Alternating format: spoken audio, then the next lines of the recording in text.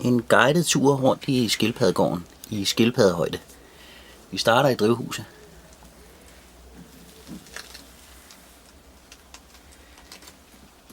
Deres lille hus, de bruger om natten.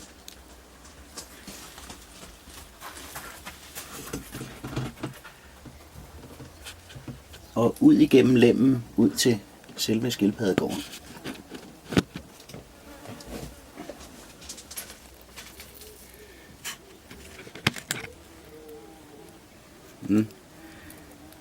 Bliver forstyrret midt i spisningen.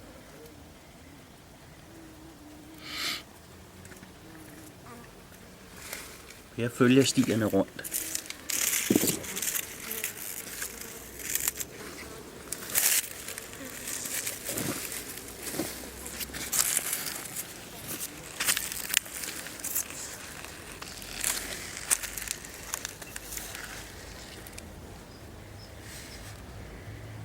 En garage, der bliver brugt som skyggeplads, når solen er for stærk.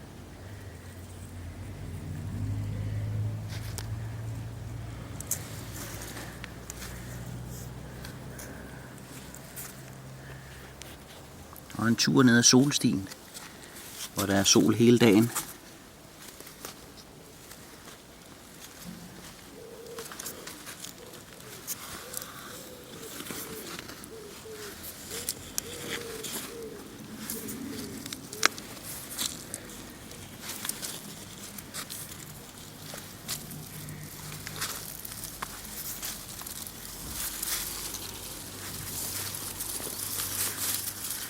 Og lige fremme her har vi deres solplads om aftenen, og de ligger og får al aftensolen.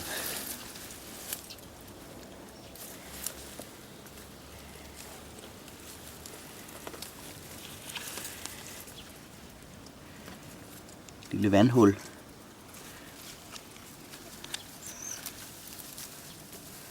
Og ned ad en lille sti her.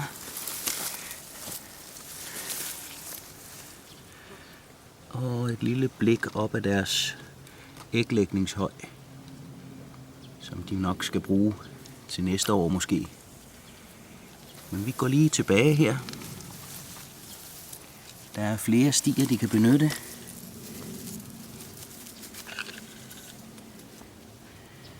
Så vi kravler op her. Så går det lidt opad.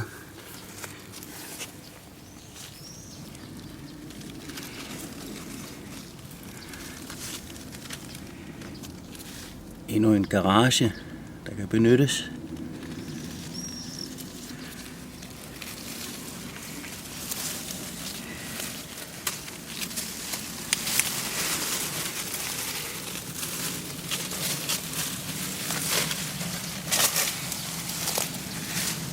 Kommer vi op i den nye del, hvor der ikke er plantet så meget endnu. Der er selvfølgelig en masse græs og ukrudt, som de går og spiser.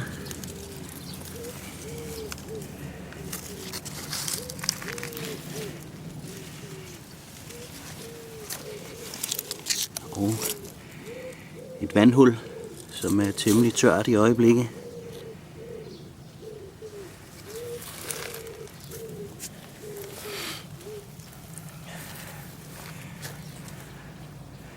Og det er min lille bænk, min skyggeplads om eftermiddagen, hvor jeg kan sidde og se på skildpadderne.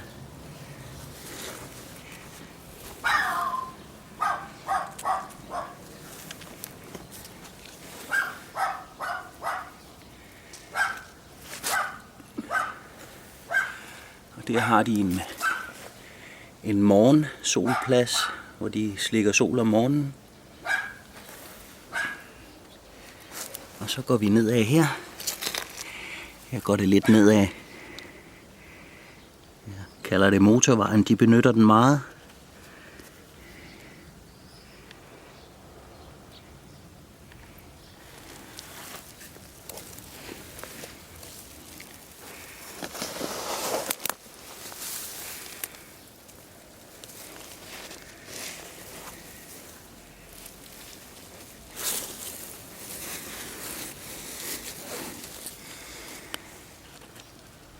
Der har vi så lige en, der ligger og slikker lidt sol og hygger sig.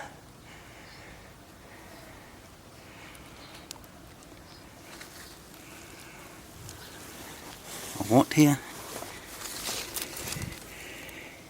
Ind under tunnelen, som også bliver flittigt brugt rundt i gården.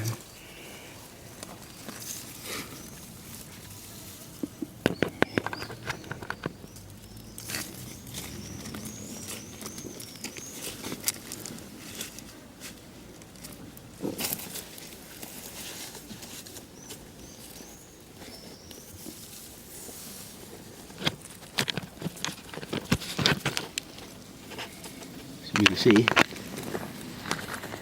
er der nu lige en på vej ind igennem.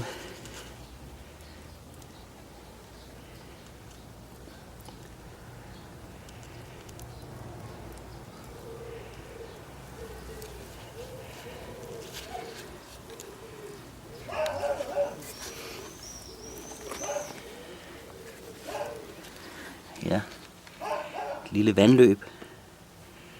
Når det regner, løber alt vandet ned igennem her. Og ned her til et lille vandhul. Godt gemt.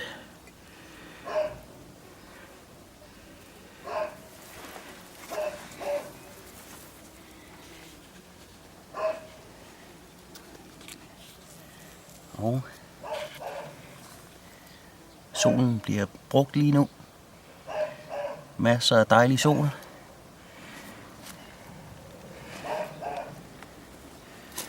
Så kravler jeg videre igennem her.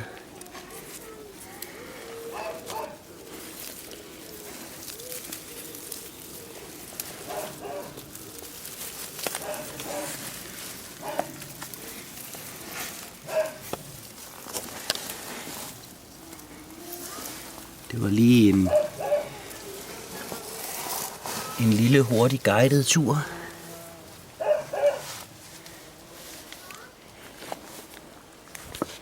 Kan vi jo lige lave et view ud over det hele her. Med drivhuset. Og hele gården.